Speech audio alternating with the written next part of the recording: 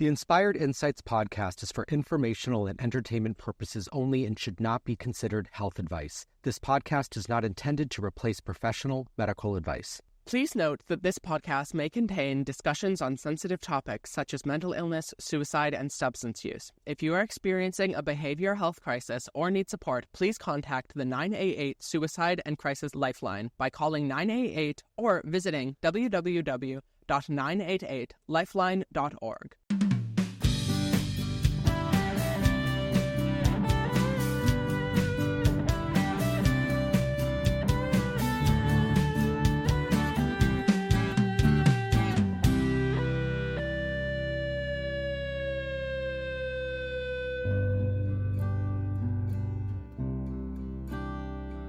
Welcome back, guys. Hey, hi. Hi.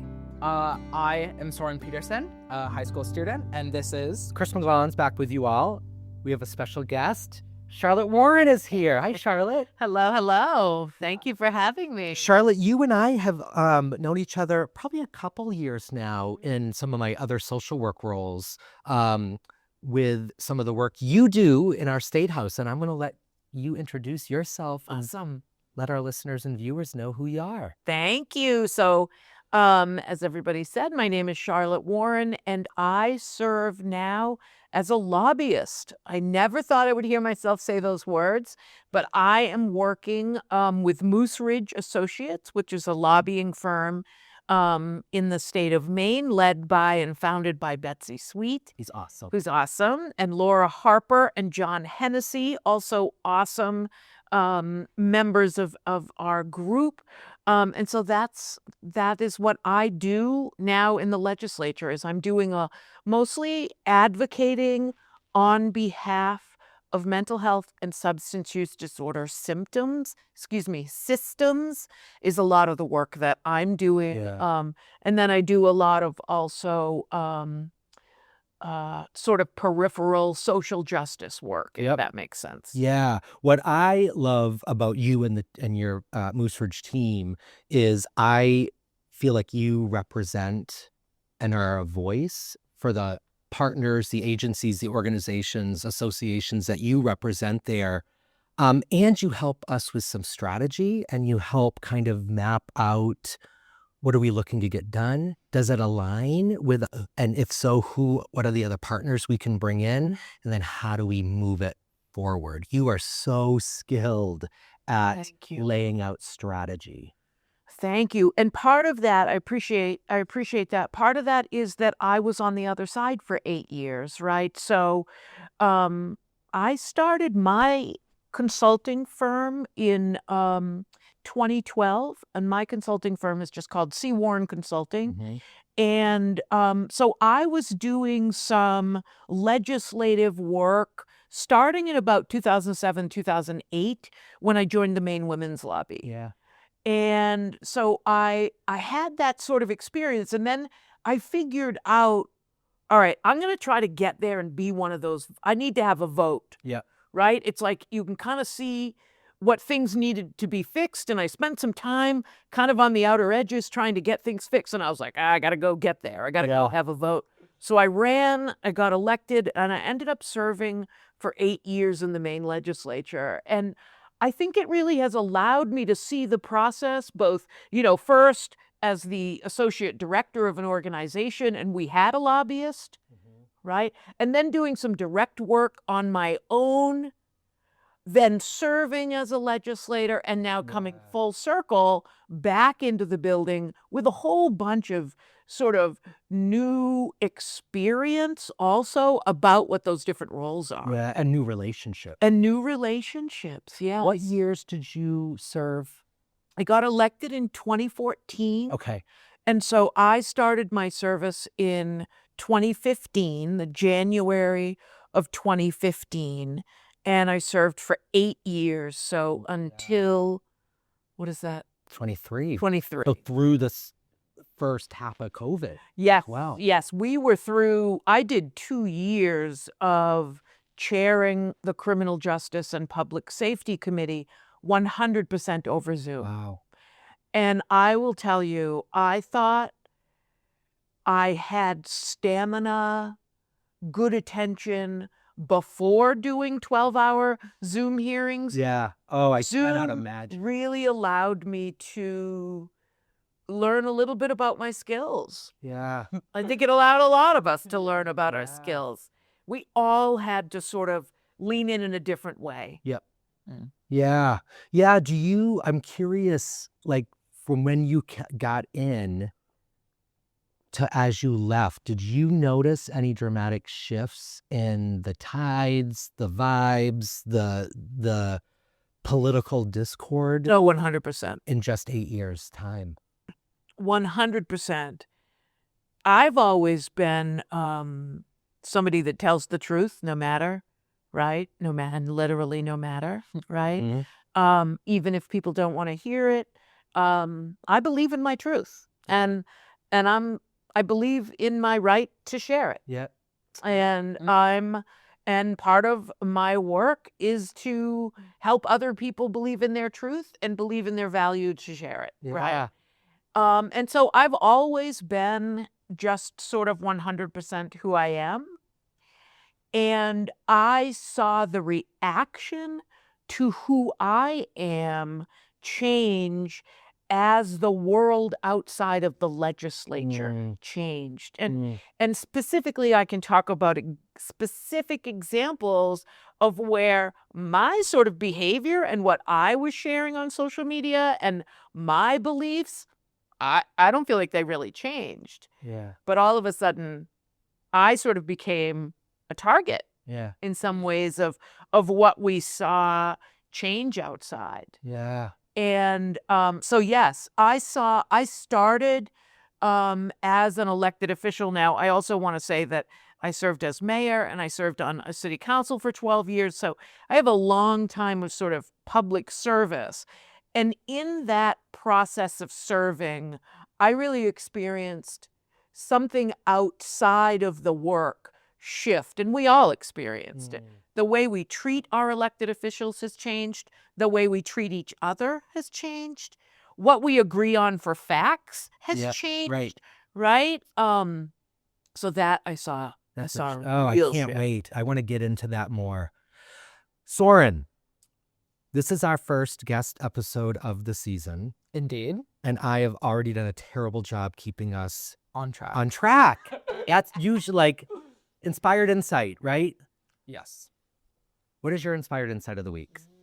So, focusing on this idea of advocacy and the importance of political involvement, I was thinking about the defeatism that I see in a lot of my colleagues at school, particularly around politics.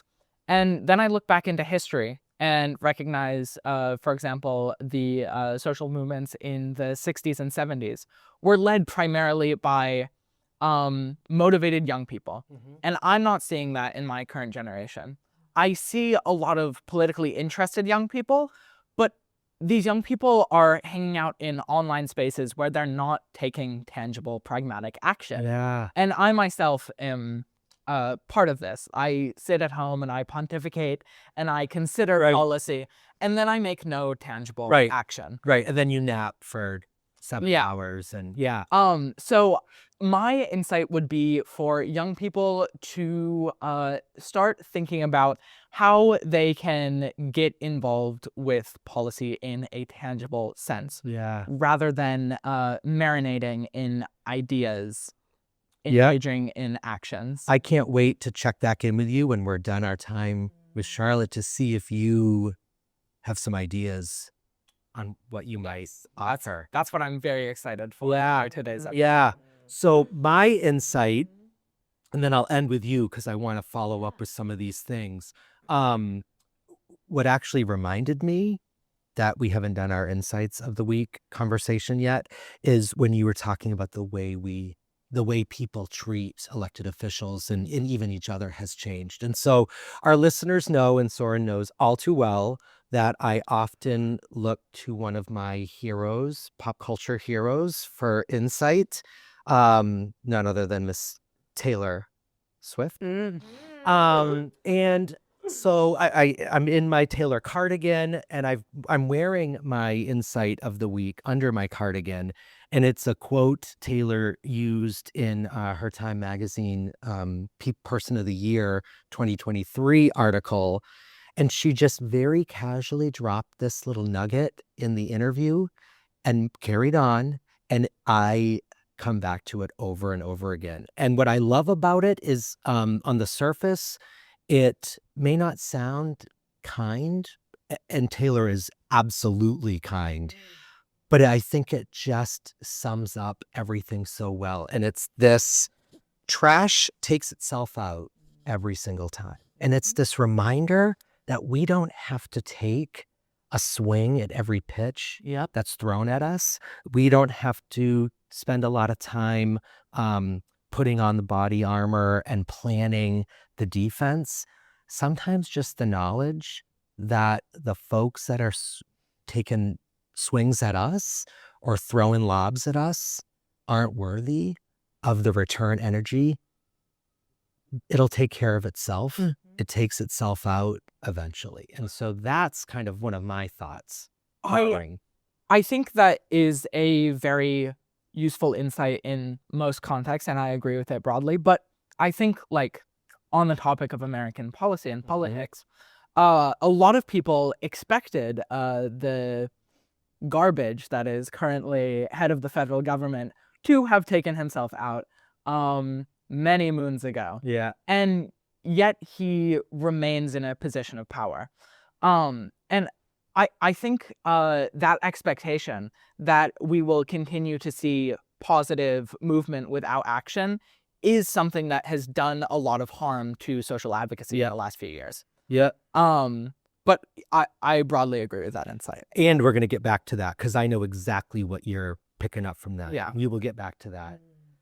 Charlotte, inspired insight for our week. Well, yes, you actually gave me the inspired insight when we were on our call a couple days ago. Yeah.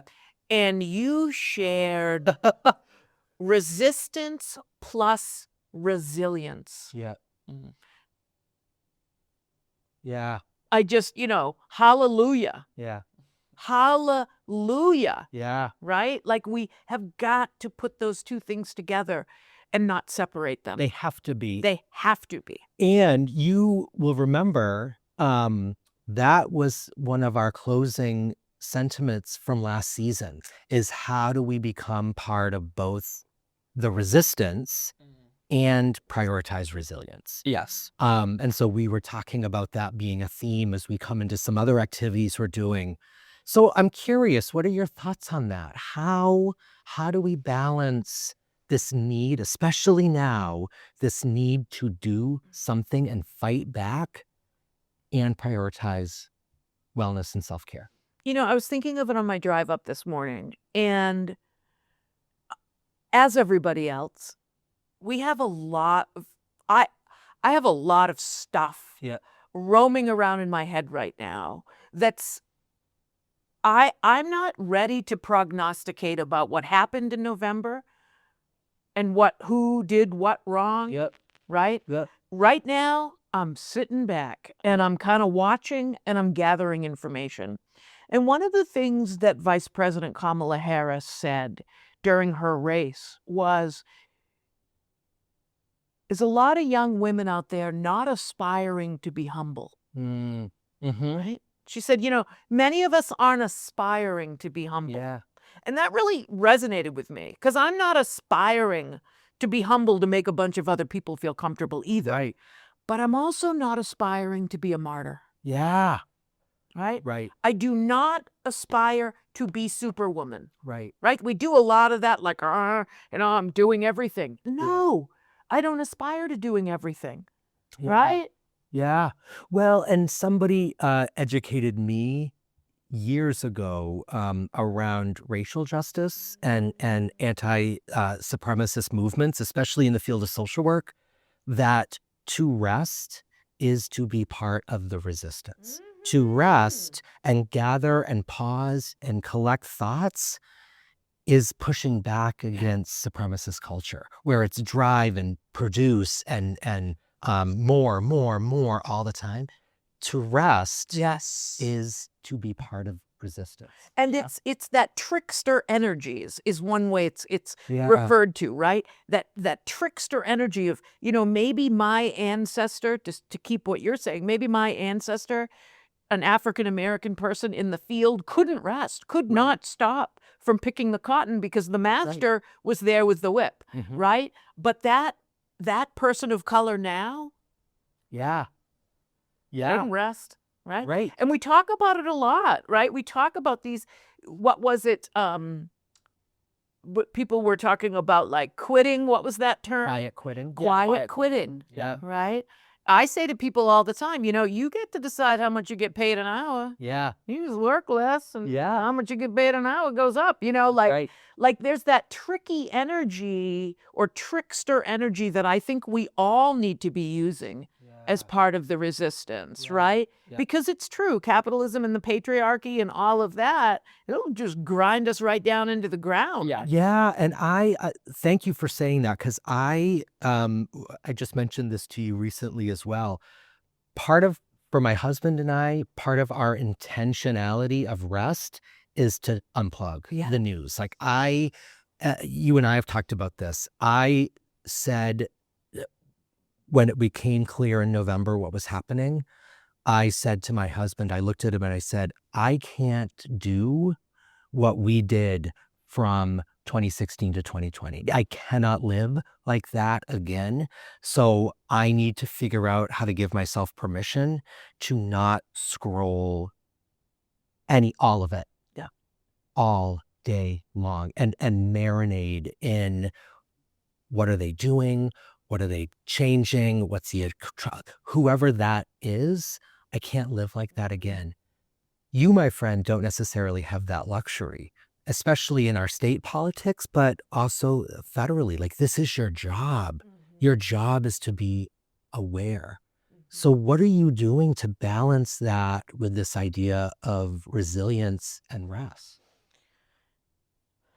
Well, for one, I really do feel like right now, what's happening federally is completely beneath all of us. Yeah.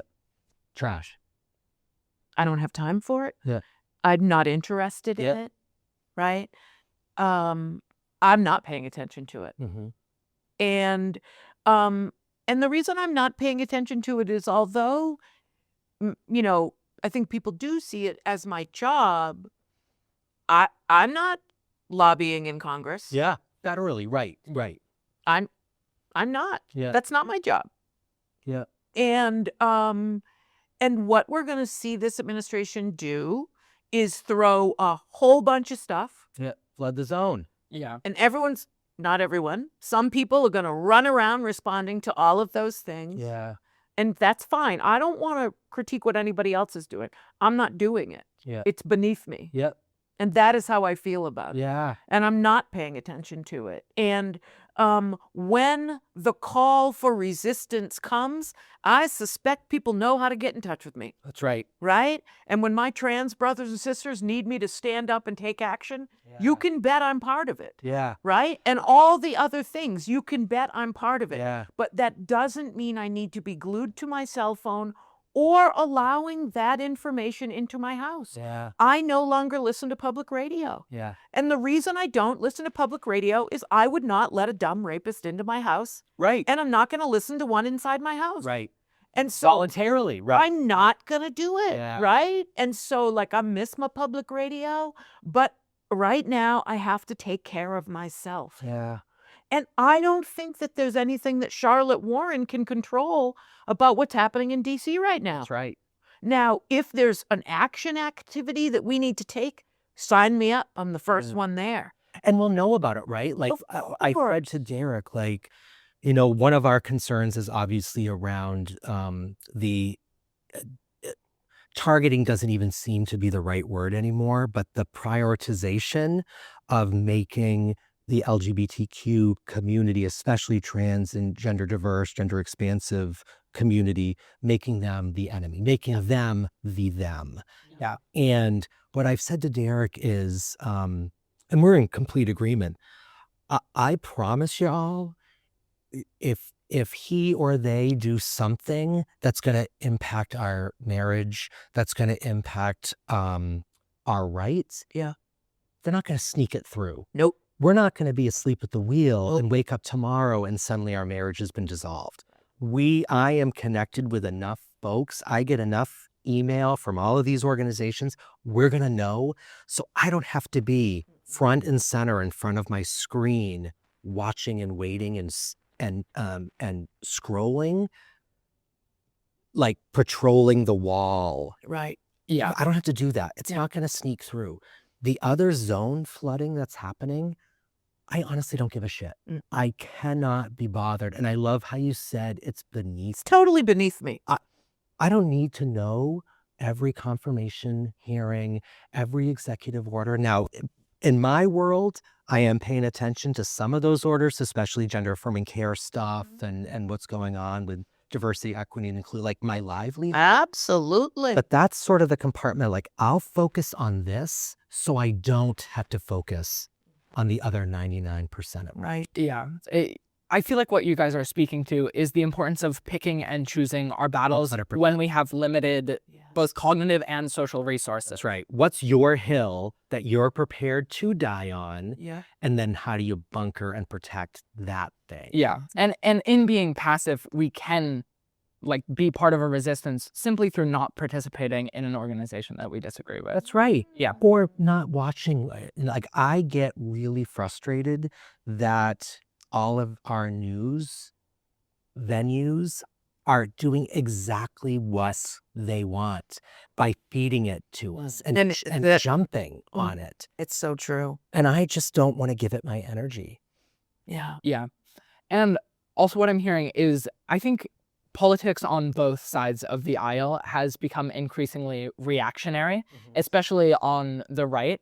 And what we're seeing right now is a massive push from the reactionary right to dismantle the systems that leftists have attempted to provide the United States. And now what we need to do is sit, wait, observe, and know when to become reactionary in response. Strategy. Yeah. Craft strategy. I mean, you and I talk about this on and off camera all the time. Like, we get frustrated that it feels like there's this rollover mentality, like we lost, so licking wounds. And I get frustrated with, for me, it's that drawing the line of what is rest and what is apathy and just shrugging shoulders and walking away from it. I think that's a very difficult line to draw. And even in this conversation, I'm like, is that the greatest choice when you guys are saying some of your like passive whatever, but I've never been active in a political sphere. I spend a lot of my time thinking about it, but I have never taken action outside of some of the public speaking engagements I've been involved in. And this. This is big, though. I also want to say this is big. Yeah. Tell us Keep more. going, because this is what you're doing. This is action. But keep going. Yeah. I think that a lot of young people are sitting on the apathy side of things, whereas a lot of older individuals or people who have been more politically involved previously are tired as a dog trying to fight battles for other people. Right. Right. So it's part of what I was thinking with my inspired insight. It is time for young individuals to take a step forward, because I feel like young people, although they don't have the resources of older individuals, we are reformers. We are able to view critically the world around us in a way that people who have existed in that world for an extended period of time can't, right?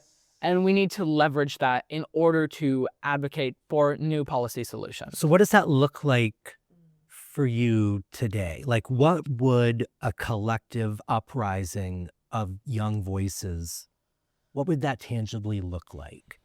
And it's okay not, like, I don't know. Yeah. I mean, I think about, and I forget the year, the March for Our Lives group after the is it Columbine? That group, Yeah, I can't that remember young people, that which. group of young people said, and they were they were in DC.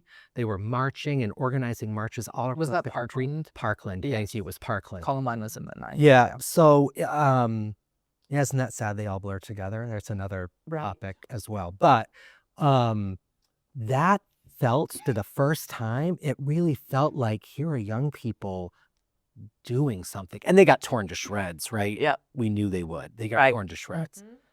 But that looked like young people doing something. And arguably they did. They drew a lot of attention to it. Mm-hmm. But I don't know, short of like taking to the streets, what does that look like now? Yeah, like that's what I was thinking too, because no legislation has been enacted at a federal level to introduce some amount of gun reform. Right. As a result of that, there have been no concrete actions to attempt to mitigate or reduce school shootings. Right. And I think that's some of the conflict that I have, especially like with my valuation of what I'm doing. Yeah. Spreading awareness is action, but it's not results. Yeah. Right? Let me challenge you on that. Because I think it gets back to what Charlotte was saying and what your mom and I tell you all the time. Like, you giving voice to all of the topics we're talking about is action. Is it measurable in the sense of ballot box? Maybe not yet, but I'm curious what other metrics we might think about where action and results. Like, what are the other ways to measure results? And is it changing minds? Is it shifting hearts? Is it only passing bills or getting people elected? So what are the metrics when you think about results? Are you thinking in terms of here's the new policy, here's the new law, or here's the person sitting in the office? Well, okay. I think as a result of us living in a democracy, to some extent, swaying other individuals' opinions is results because that has a tangible translation To in vote. policy. Yep. Right? To votes. However, I think that the only time when we're going to see tangible results is when those people that we convince go out and vote or go out and get involved in a movement that results in policy shifting. Yeah. So when these things become visible is when it manifests in shifted policy. Yeah. But until that is the case, our action is not doing anything, right? And Yeah. I'd be curious to hear what you think. As a policymaker, the duality of like sort of the utility of advocacy. So important. So important. And that's the thing, Soren. You showing up and being who you are is so big. It is so important, right? So let me tell you what I mean about that in presence of the legislature. Hearing different people's stories, being able to connect some policy that we're trying to change or destroy or create or modify, it all needs to be accompanied by humanity. Mm-hmm. What makes it real?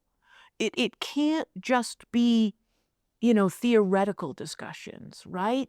It has to be based in our people, our communities, our collections, right, of groups. It has to be seen in order to affect. And that's why I think, doing this podcast, sending a letter to the editor, reaching out to a lawmaker, all of those things, and just even being who you are and sharing who you are is advocacy, right? And resistant. And resistance and important. Yep.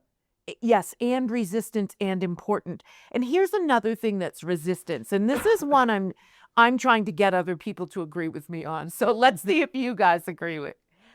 I think another form of resistance is using our own wisdom and not needing to do, and maybe this is just something that we as lefty progressives do. Right. We don't need to be surprised again.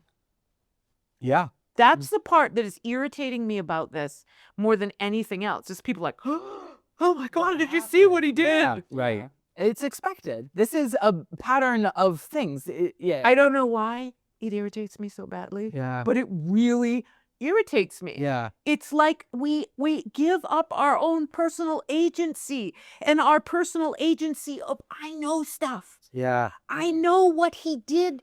I know who he is. Right. And if I act surprised by it, aren't I like going back on like what I was trying to say the whole time? That's right. Yeah. Well, for me, it's disingenuous. And it's that performative pearl clutching of, can you believe that?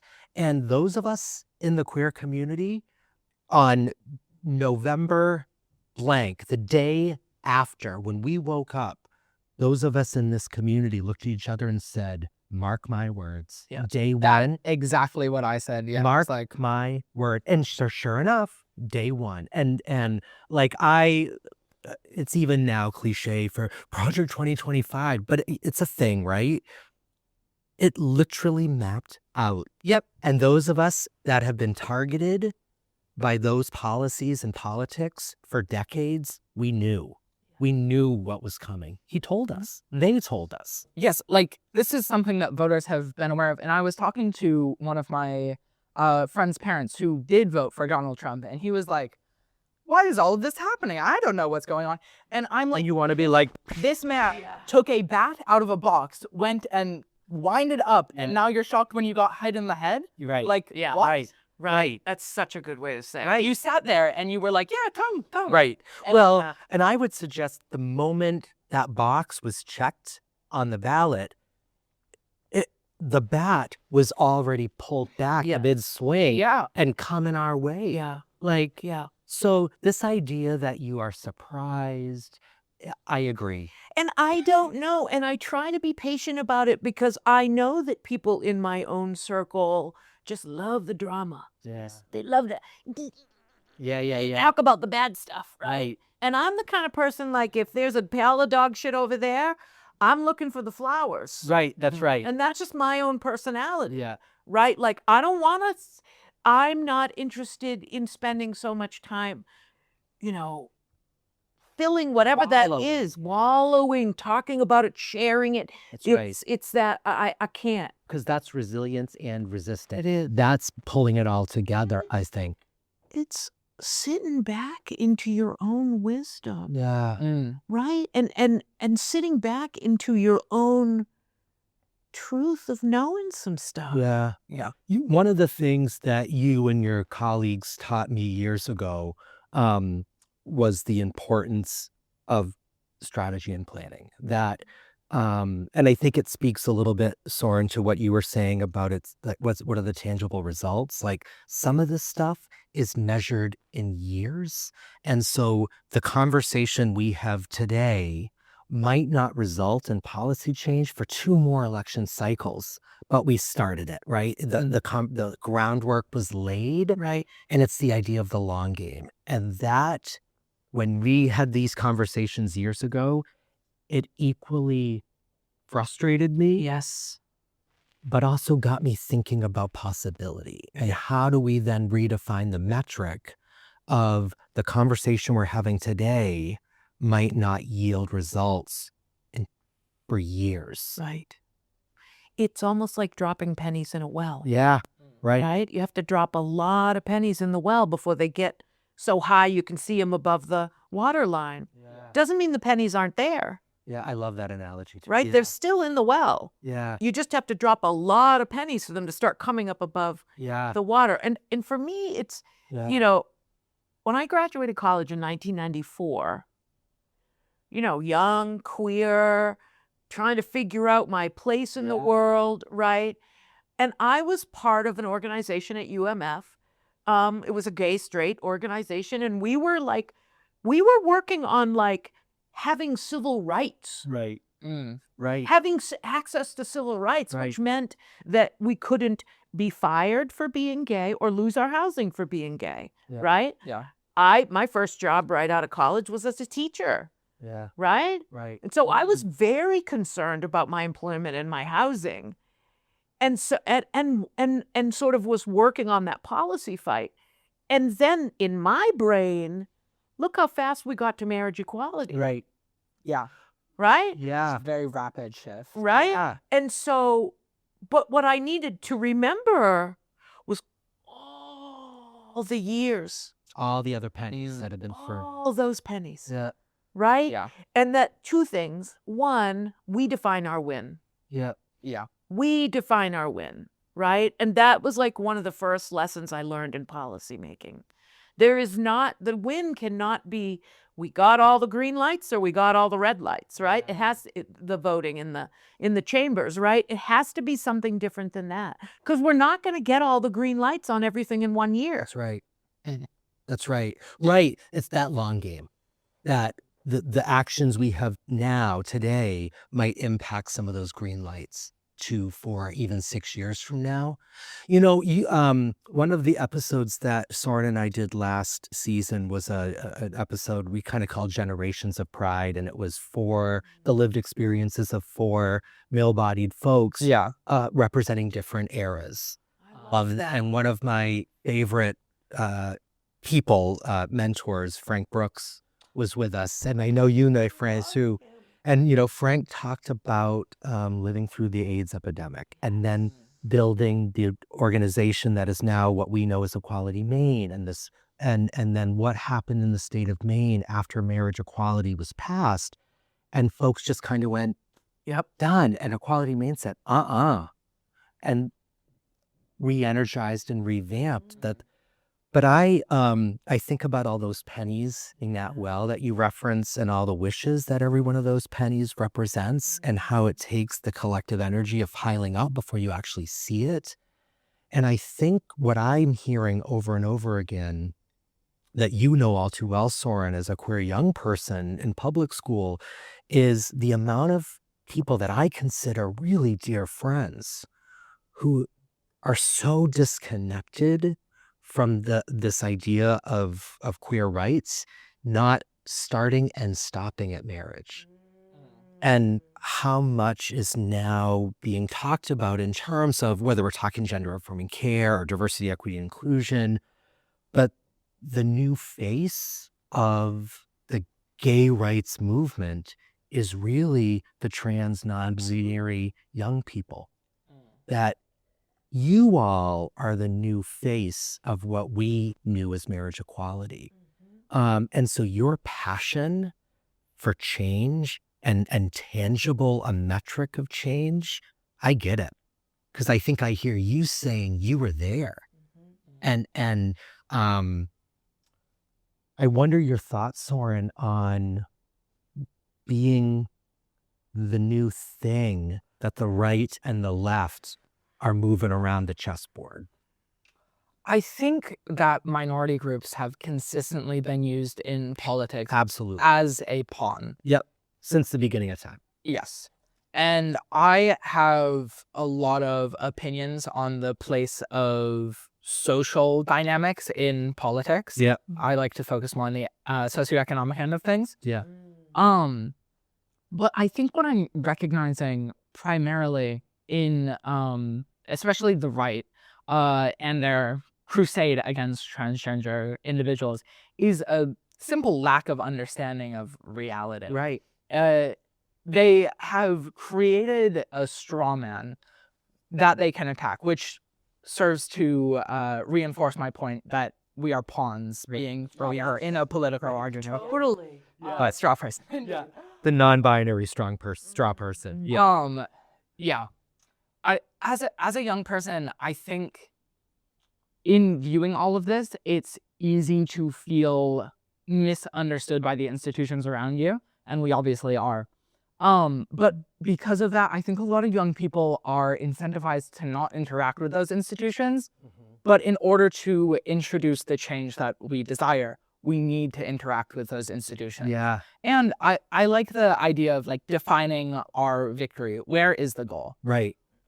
There is no goal. We will never achieve utopia, but we can always push from where we are to that ideal, right?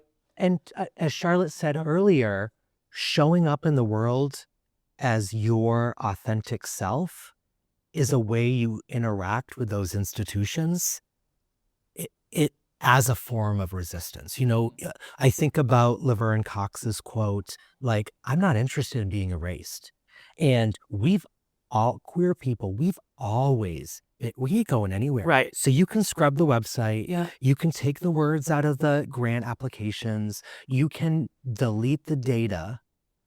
But every day that Charlotte, every day we show up in the world as our authentic self, it is a giant middle finger to all of those institutions who seek to erase. Yeah. I think something that I find so distasteful on the social right is this desire to purify culture towards an arbitrary ideal. That's right. Whereas I think a lot of the social movements that I see on the left are an attempt to have common culture be indicative of the actual social conditions on the ground. Yeah. Right? And allow individuals who are existing to be shown in the common eye. Right? Yeah. Whereas like a lot of people on the right and a lot of the social movements on the right focus on creating a purified mainstream in which only certain social conditions can be shown. Yeah. And I think through that, they are abstracting reality and attempting to obscure issues for their own gain. 1,000%. But that's, I don't know. I'm just commenting on the right now. I'm not. No, but it's so true. No. So true. Well, I think you're highlighting, Soren, that part of advocacy is also understanding some of the dynamics at play, right? Yeah. And so you don't have to live in Augusta or watch every Zoom hearing. You don't have to be boots on the ground day in and day out to understand the issue and to take a role in the strategy to define what you or win is good. You get to lay out the strategy at the same time you get to define your win. Regarding tangible action and boots on the ground, even though, as we agree, it's not necessary for every individual to be engaging with, I'd be curious to hear how you, Charlotte, first got involved in politics and what sorts of organizations other young people can strive to become involved with. Yeah. It's such a good question. And I sometimes wonder myself, like, what sparked this? Yeah. When did it start? I remember first of all, I think just inherently because of who I am and who I was as a child, my mother is a very born again Christian person. She's very evangelical. I was raised in a church that's Free Methodist, so they're not just Methodists, like they're like one step Leveled up Methodist. They're leveled up Methodists. Yeah. They're born again. It's the tent revival, the whole thing. Like we had church camp, so just trying to give you the picture of where I came from. And I was born a badass. I just was born this way. I was. Own it. Yeah, I was. And my mom, God bless her, she really, we have a great relationship now. I'm 54. Yeah. My mother is 78, and we have a great relationship. I got to keep her inside the lines sometimes, That's right. and she's open to that. She knows she's got to be kept inside the lines sometimes. But I was a real tomboy. Yeah. And so I sort of had to start advocating early on behalf of myself. And somewhere along the line, I got the knowledge, thank you to whoever I'm saying thank you to. I got the knowledge that just because my mom thought I was wrong and the church thought I was wrong, I didn't think I was wrong. Yeah. I thought they were wrong. Yeah. Somewhere along the line, I knew as a young person that I did not want to be judgy. And that I remember having the term, I'm not going to judge until I've walked in your moccasins. I don't know where I got the term from. Yeah. But I remember being very young and sitting back, and so that sort of informed. You get the picture of like how I sort of came, and then I sort of just became this person that had experienced some real unfairness in my childhood. My sister is very feminine. She's very traditional. My brother is very much a boy. And then here I was in the middle, and I'm very much a woman, but I wasn't what my mother thought I should be, right? And so I sort of became this one-woman show of like, I'm okay, even though you don't like me this way. Wow. Where did that confidence I have come no idea. I think part of it is I had a dad and a nana who believed in me. Yeah. And they thought I was the best thing they ever saw. Yeah. They thought I was the best thing they ever saw. So you can make it through that resilience. Resilience happens even if you just have one person who believes in you. Right. Right? And so I have this like, I can feel unfairness in my body, and I will not abide it. Yeah. You can't sit with that. I can't sit with it. Yeah. I can't sit with it. It has gotten me into unbelievable trouble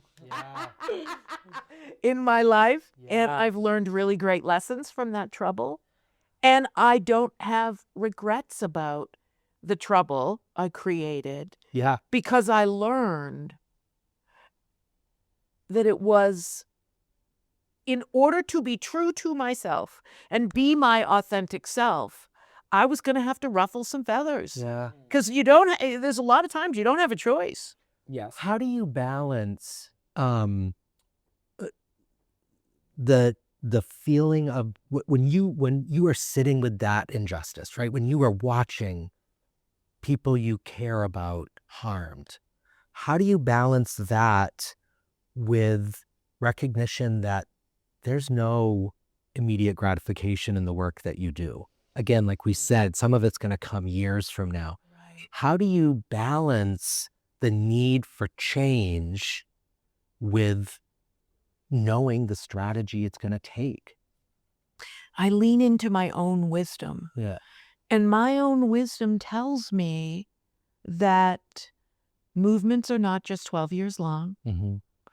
And that if I really want to understand the struggle, I should go back and try to do a little learning about what Black women have gone through in this country. Take perspective. Yeah. Right? So I take a lot of perspective. Yeah. But also, like, I try to keep myself in the world that I live in as opposed to the world I wish I lived in. Yeah. Staying grounded. I'm grounded, right? Like I want to just I'm not surprised by things because when somebody shows me who they are, I believe them the first time, right? Yeah, Maya right. Angelou, I live by that. But I also spend a lot of time, I think I talk with my hands a lot. I spend a lot of time observing. Yeah. And then trusting my own observations.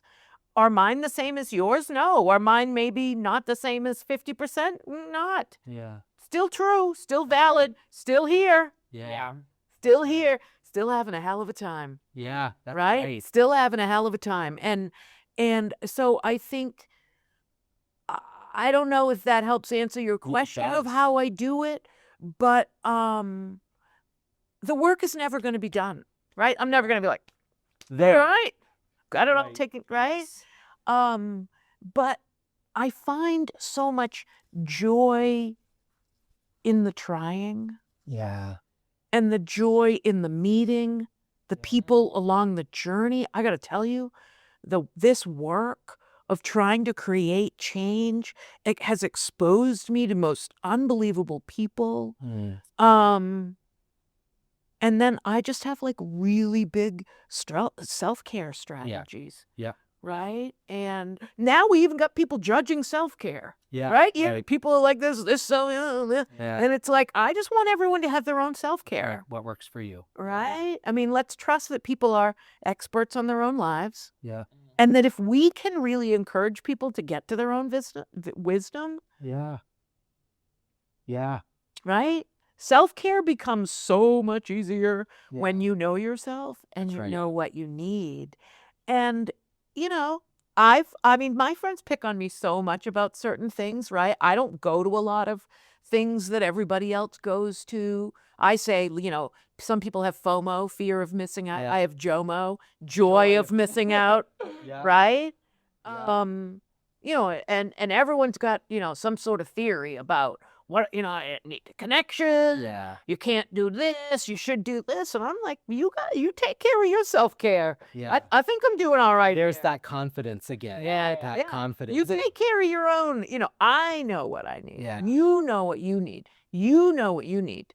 Right. And so I think that's got to be a big piece of it. Yeah.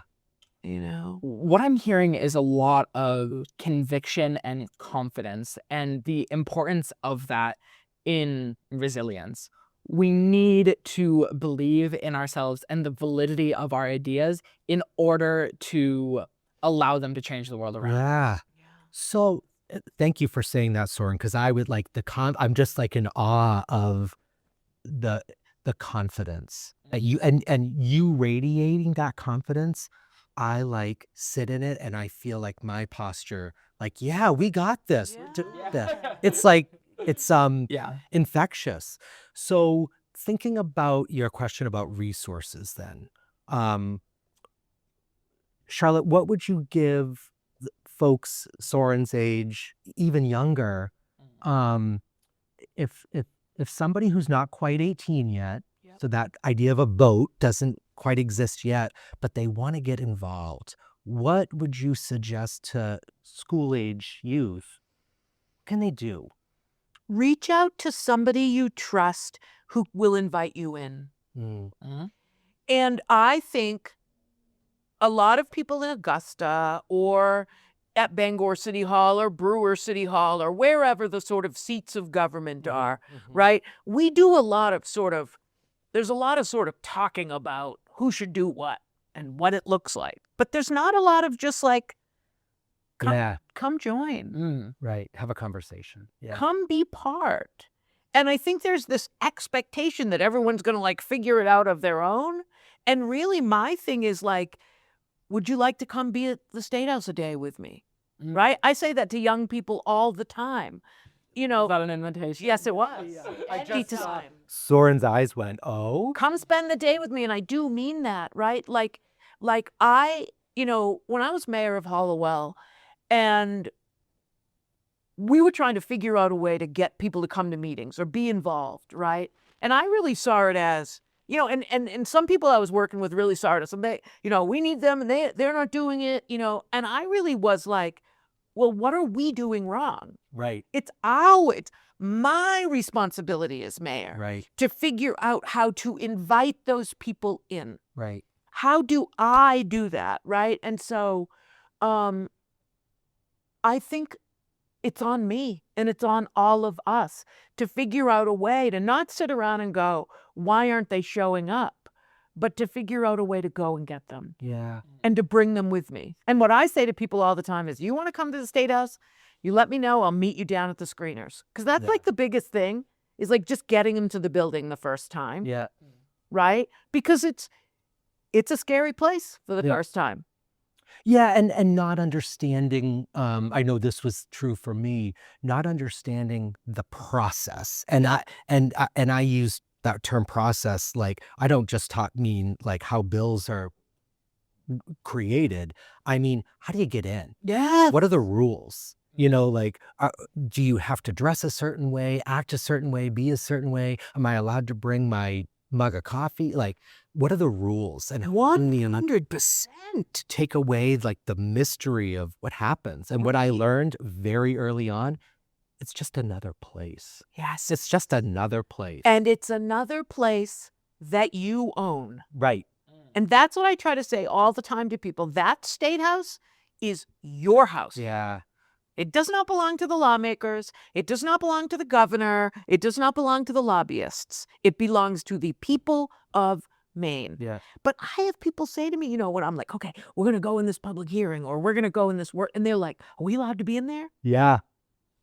You're not only allowed to be in there, you're expected to be there. Yeah. This is yours. Yeah. This is yours, Yeah. right? So I would say to anyone that's a young person or even an older person who wants to get involved but doesn't know what to do, reach out to somebody who's already doing it. Yeah. And Could I come along with you? Yep. Could I go to that meeting? Right? Yep. And do it and go the first time. And the first time will be the hardest time Yeah. because you have all those questions, Right. right? And of course you do. It's a place of a lot of rules and pomp and circumstance. Yes, it's the pop and that for me is the most intimidating part. It's the and when you go there and you realize that there's not as much pomp or circumstance that in real life than there was up here. Like the pomp and the circumstance I thought I was going to see, Yeah, totally absent. Like it's just another place. exactly. Yeah. I hope you do show up. And we're going to talk more about this.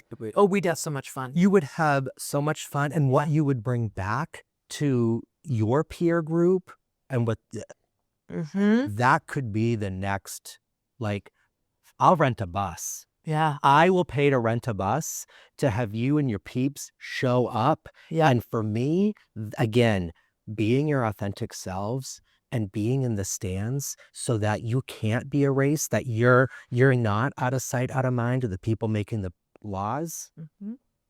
I think that is perfect. Yep. And I have something to offer, right? Yeah. For all young people, I have something to offer. And I just want to say, this world is yours.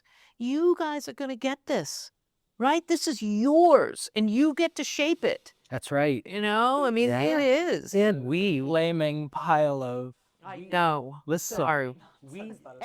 we need you to shape it. You and I talked about this too. We need you to shape it for sure. Charlotte, thank you so much for this. This was like amazing. Again, your inspiration and your confidence I is hope it was helpful. it's infectious. It absolutely is. So I want to round back to you as we close. Does action feel different? Does tangible results? Is it starting to feel a little different? I spend a lot of time engaging with like system builders like Marx, for example. And I have a lot of like very extreme like alias ideas in my mind, Yeah. right? And I think what this conversation has done for me has drawn me back to sort of like, what do tangible results look like? And how can I act in a tangible way in order to forward progress rather than a like semi-concrete ideal that is Yeah. way off in the middle of nowhere. Yeah.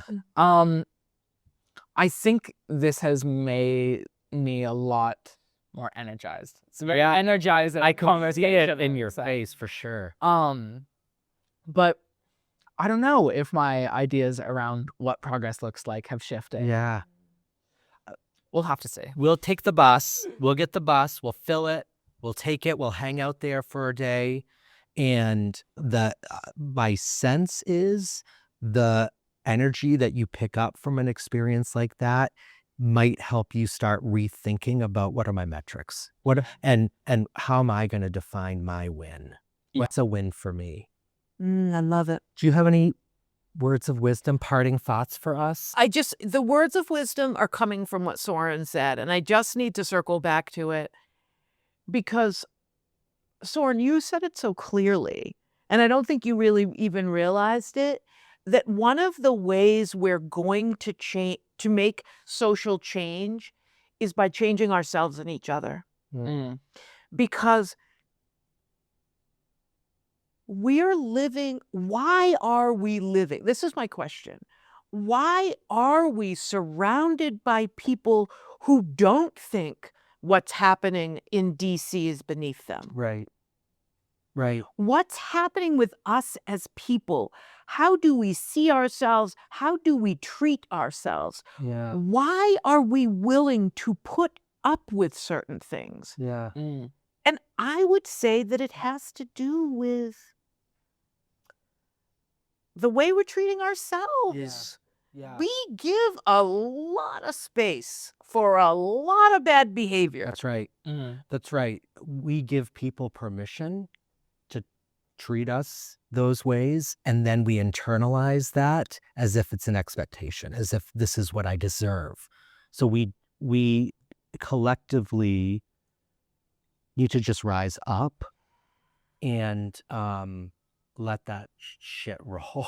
Yeah, I agree. Yeah. What I sort of got from that is, to a great extent, hierarchy is enforced by the people at the bottom of it. Bingo. Yeah. And in order to reject that hierarchy, we need to reject what is inside of us that is aiding in the enforcement of that. Yes. Yeah. Right? What is behind the simple statement of I will not comply? Yeah.